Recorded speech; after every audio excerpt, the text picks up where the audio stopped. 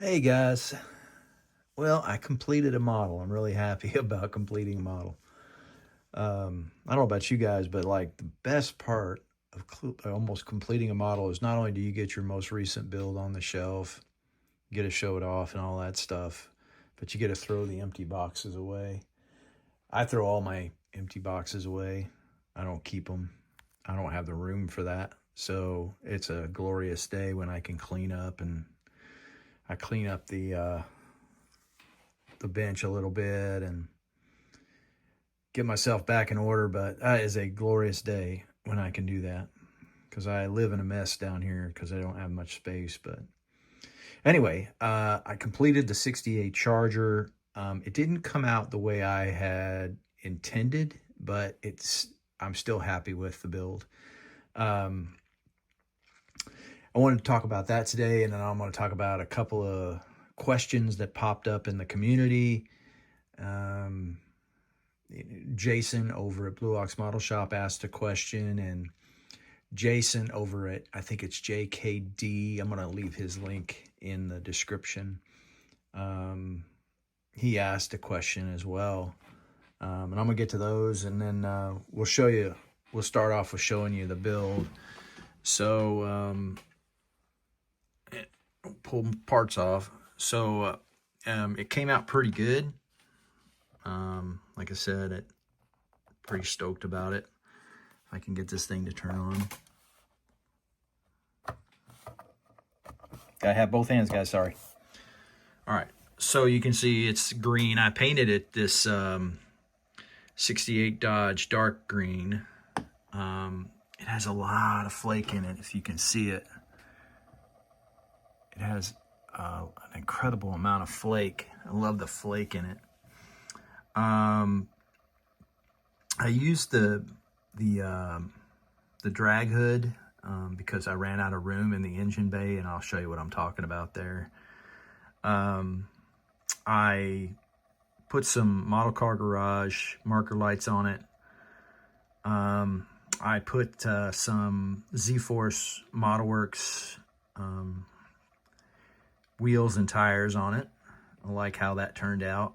And other than that, it's just a simple build. Didn't feel simple when I built it, but it turned out good. So the interior, I did a scratch interior. Basically painted the inserts, if I can get you in there, and painted it pretty much factory. And these are the colors I used for the interior. The seats the primary color is this XF70, which actually sprayed more of I know it says XF for the flat, but it sprayed more like a semi-gloss. So I was pretty happy with that. And the inserts, I used this sky color, which is basically a light green. It's kind of a perfect color for what the factory had painted it. The wheels, the inserts, I painted those this champagne gold from Tamiya, this LP71, and then the rest I just did chrome. On the chrome, what I did, I painted the base with just a simple semi-gloss LP5, and then I coated it with some automotive urethane 2-part clear, and then I cleared it, and it turned out fabulous. It's the best clear I've ever done. And the engine bay, if I can get it to stop. Sorry, on it. The engine bay, I detailed a little bit. I put an aftermarket, carburetor on it, and it took up a lot of space, which required me to use the drag hood. It also, I put a throttle cable on it, basically, and spring. I put the vacuum tubes on it. This just sets on top, kind of like that. I didn't glue it in because of the detail. I wanted to show off the detail, but Everything on this car came out super cool. It is really a really great kit. I love this kit. I'm going to do another one. I don't know what I'm going to do with it, but I'm going to do another one. But overall, it just, I guess hindsight being 2020, maybe I could have lowered that back end a little bit more. There was room. I could have taken it in about another 1/4 inch. That probably would have gave it a better look. But other than that, I wouldn't change a thing on this build. I really like it.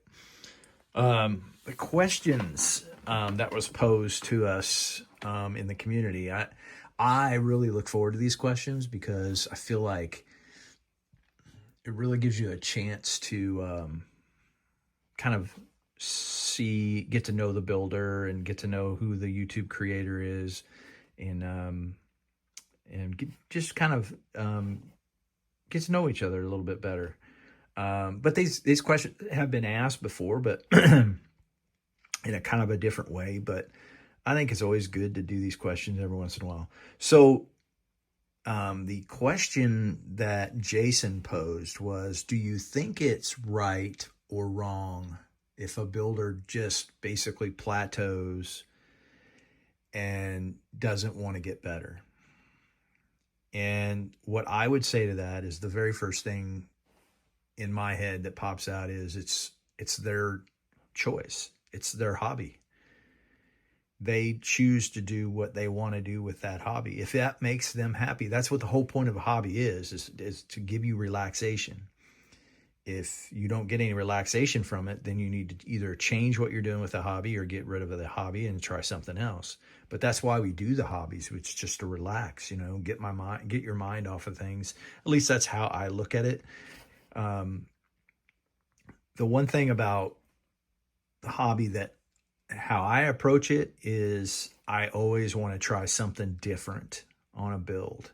So for instance, on this build, what I did different on this build is I put way more details in the engine bay, and it wasn't as hard as I thought it was going to be.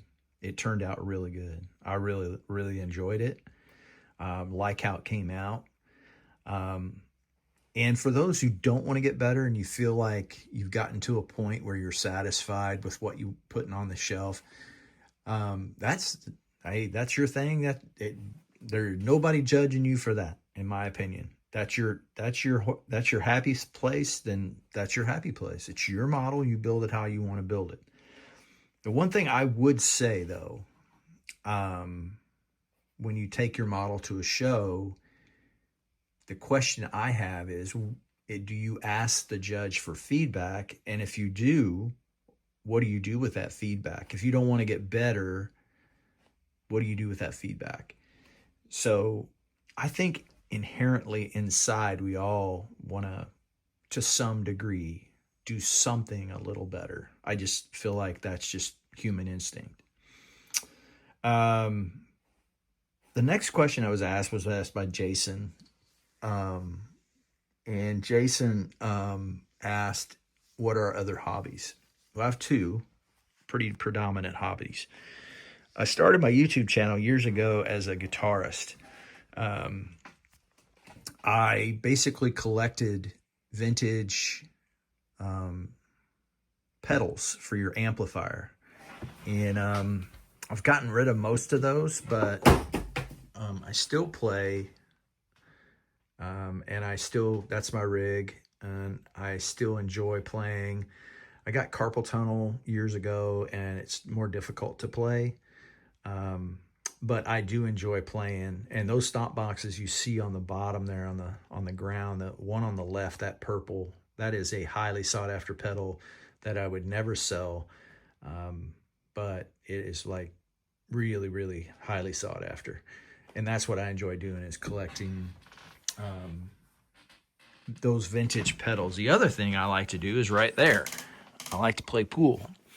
And more specifically, there's a facet of pool playing that I enjoy a lot, and that is custom cues. So this is my cue. I've been playing with this cue for a long time. I designed this cue. It is one of a kind. You're not going to see another one like it. It's built by Andy Gilbert. And I've been playing a long time, since I was 4 years old. I grew up on a farm, and my grandfather had a pool table in the basement.